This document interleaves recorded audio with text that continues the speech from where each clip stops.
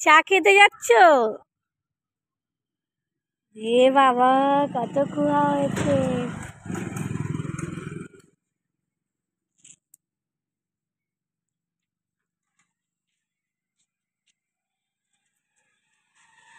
এই ওষুধটা ভালো না, আমার পায়ে লাগিয়েছে, আমার একটু ব্যথা ঠিক হয়নি।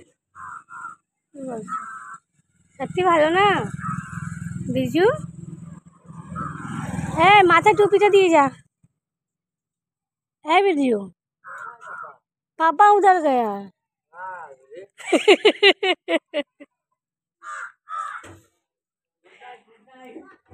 Good night, good night.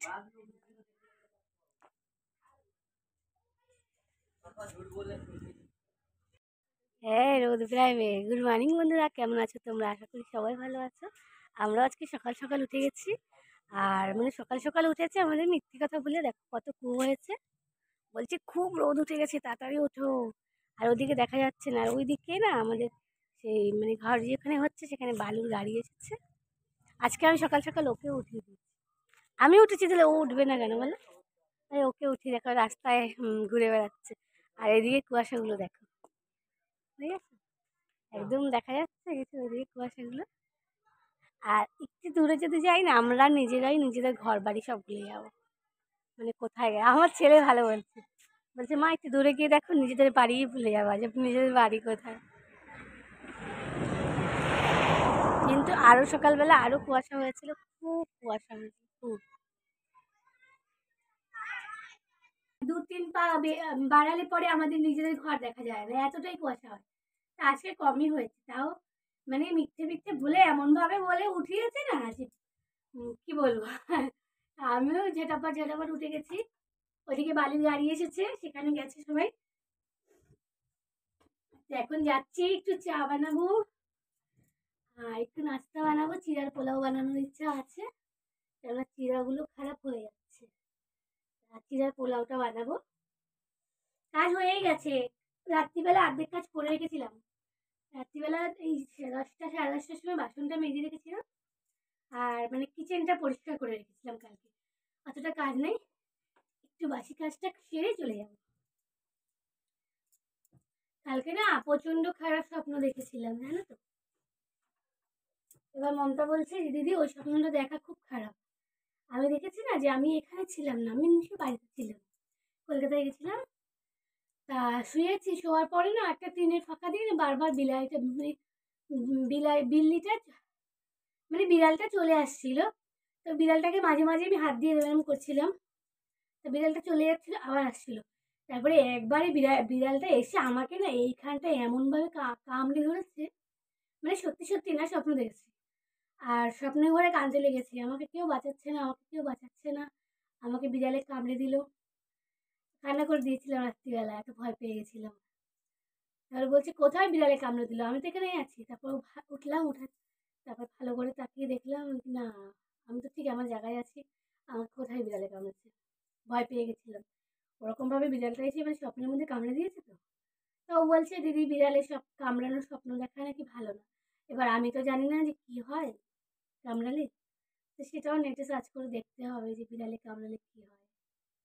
চলো একটু কাজ বাজ করে নিই, অনেক বকবক করলাম তোমাদের সকাল সকাল বসে বসেই। একটু কিছু কাজ করি, বাসি কাজ সব কিছু সেরে তারপর চলে আসলাম এদিকে। ভাবলাম যে অনেক দিন দিয়ে না কতগুলো চিড়া ছিল, আগের বারও চিড়াগুলো খারাপ হয়ে গেছিলো, ফেলে দিয়েছিলাম। তাই ভাবলাম আজকে আর চিড়াগুলো ফেলবো না, একটু বিট গাজর একটু বিনস আলু দিয়ে চিড়ার পোলাও বানিয়ে ফেলবো। তাই চিড়াটাও দেখো ধুয়ে আমি ঝুরঝুরা করে নিয়েছি একদম। আগেও তো একবার মানে রেখে রেখে রেখে রেখে না খারাপ হয়ে গেছিলো, তার জন্য আজকে আর ফেলিনি। কালকে এই চিড়াগুলো ঝেড়ে রেখেছিলাম বিকেলবেলা। তো আজকে ভাবলাম একটুখানি চিড়ার পোলাও বানিয়ে সবাইকে সকালের নাস্তাটা করিয়ে দিই, তারপর দুপুরবেলা কি খাওয়ার জন্য দেখা যাবে দুপুরবেলা কি বানাই। আগে এটা সবাইকে নাস্তা করিয়ে দিই। সবার পিছনে টাইম দিতে দিতে নিজের পিছনেই টাইমটা দেওয়া হয় না। তাই আজকে সকাল সকাল টিফিনটা করে দিলাম, সবাইকে টিফিন করিয়ে দিলাম, নিজেও করে নিলাম। তারপরে দেখো আজকে বললাম না, ভিডিও শুরুতে বললাম না আজকে খুব কুয়াশা হয়েছে, তা আজকে রোদ ওঠার সম্ভাবনা আছে। রোদ উঠেছে পরে এত জামা কাপড়গুলো সব কেচে দিয়েছি, জামা কাপড় জুতো যা যা ছিল যেখানে সব টেনে টেনে বের করে এনে ধুয়ে দিয়েছি। এদিকে কাচাকুচি করে নিজেও কিন্তু স্নান টান করে নিয়েছে। আর এদিকে ও রান্নাটা করে দিয়েছে আজকে, কপির তরকারি আর বেগুন ভাজা করে দিয়েছে। আমার একটু হেল্প হয়ে গেছে না, ও রান্নাটা করে দিয়েছে, আজকে রান্নার ডিউটিটা ওকে দিয়ে দিয়েছিলাম। কী করবো, পুরোটাও রোদ পড়েনি, মনে হচ্ছে মাঝে মাঝে বাইরের দিকে গিয়ে রোদে দাঁড়িয়ে থাকি, কিন্তু পিছন থেকে তো পুরো রোদ পড়েনি। তাও যেটুকু পড়েছে তার মধ্যে অনেক জামা কাপড় শুকিয়েও গেছে হালকা হালকা, আর কিছু কিছু ভিজেও আছে। আর জুতোগুলো ধুয়ে দিয়েছি, এবার তো নিচে রোদটা তো আসেনি, এবার জুতোগুলো কী করবো, কী করে শুকাবো? তার জন্যে জুতোগুলোকে বাসের মাথায় করে, আর দেখো আমি কোথায় মেলে দিচ্ছি, জুতোগুলোকে শুকানোর জন্য ছাদের উপরে উঠিয়ে দিচ্ছি। তাহলে জুতোগুলোও শুকিয়ে যাবে, বিকেলে যদি কেউ বলে আমার জুতোটা দাও পরবো, তখন তো আমি আরও বিপদে পড়ে যাব। এর জন্যে জুতোটা বাসের মাথায় করে আমি উপর দিকে মেলে দিচ্ছি আর কি, রোদে শুকিয়ে যাবে। আর আমার একটু ইচ্ছে আছে, তবে রান্নাবান্না কিন্তু এখনও হয়ে গেছে, কিন্তু খাওয়া দাওয়া কিন্তু কমপ্লিট হয়নি। আর বন্ধুরা, আমার ভিডিওতে যদি কোনো অংশ তোমাদের ভালো লেগে থাকে তাহলে অবশ্যই আমাকে জানাতে কিন্তু ভুলো না। আর দেখো আমার কিন্তু এদিকে কাজটা হয়ে গেছে, আমারও একটু ইচ্ছে হচ্ছে একটু বাইরের দিকে গিয়ে রোদ খাবো, তবে এখনও কেউ খেতে আসেনি, জানো তো, খুব অসুবিধা হয়ে যায়। কখনো এ আসে তো ও আসে না, ও আসে তো এ আসে না, এরকম করতে করতে 3টে 4টে বেজে যায়। তবে দেখি গিয়ে একটু উঁকিঝুঁকি মেরে যে দেখা যায় নাকি, দেখা গেলে একটু হাত দিয়ে ইশারা করে ডেকে নিয়ে আসবো, আর যদি আসে তো ভালো, আর না হলে আমরা দুজনে মিলে একটু খাওয়া দাওয়া করে নেবো এখনই গিয়ে।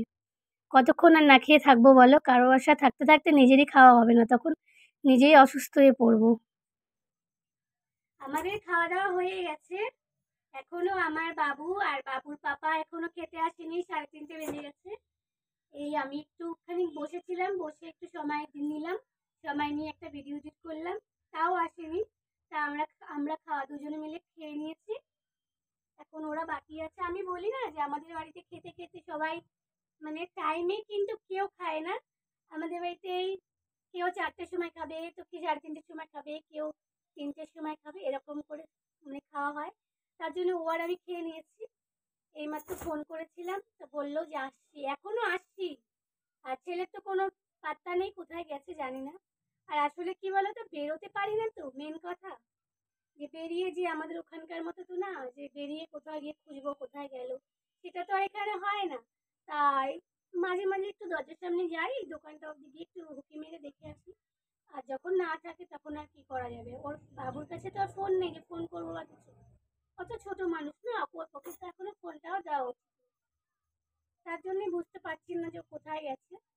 তবে ওর পাপা বললো যে আমি এক্ষুনি আসছি।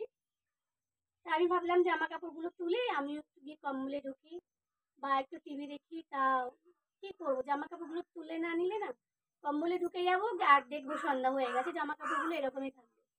তাই ভাবলাম সব কাজ তো হয়ে গেছে, খালি জামা কাপড়গুলোই বাকি আছে, নিয়ে যাই, নালে হালকা হালকা ভিজা আছে কোনোটা, আর সব শুকিয়ে গেছে। আর না হলে এটা তো আবার রাত্রিবেলা কুয়াশা পড়ে আবার ভিজে যাবে। আর সাদা জামা কাপড় জানোই তো, কেমন ভিজে গেলে তিলে তিলে পড়ে যায়, কালো কালো চুপচুপ পড়ে যায়। এই তোমাদের সাথে জামা কাপড় তুলতে তুলতে কথা বলছিলাম না, তখনই আমার বরমশাই আসলো, তাকে একটু খেতে দিয়ে দিলাম, তরকারিটা গরম করে তাকে খাইয়ে দিলাম ভাত। কিন্তু ছেলে এখনো আসেনি, শুনলাম ছেলের ঠাম্মি নাকি ছেলের জন্য ওখানে খাবার এনেছিল, ঠাম্মি না দাদু, যাই হোক।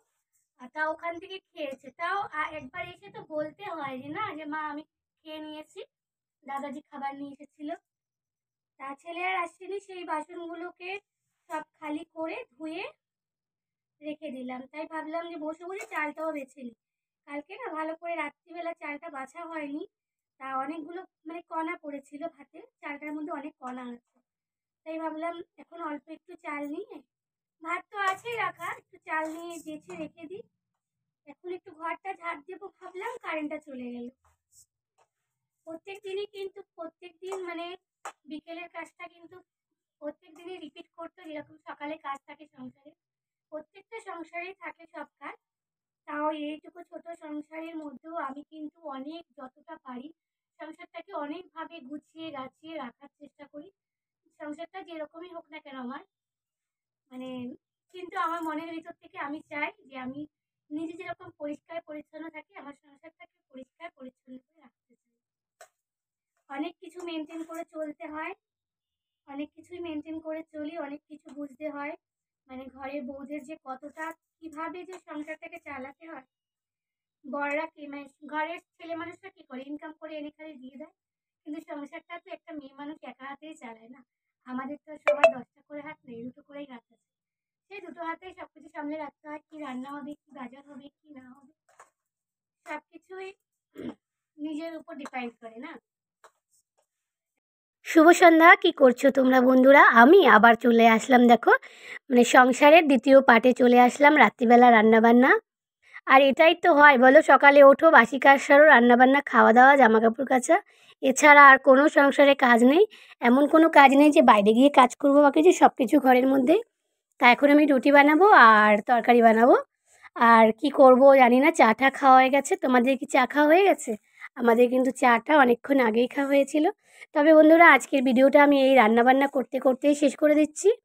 আর কালকে আবার একটা নতুন ভিডিওর সাথে তোমাদের সবার সাথে দেখা হবে। ততক্ষণ তোমরা সবাই ভালো থেকো, সুস্থ থেকো। Tata, good night.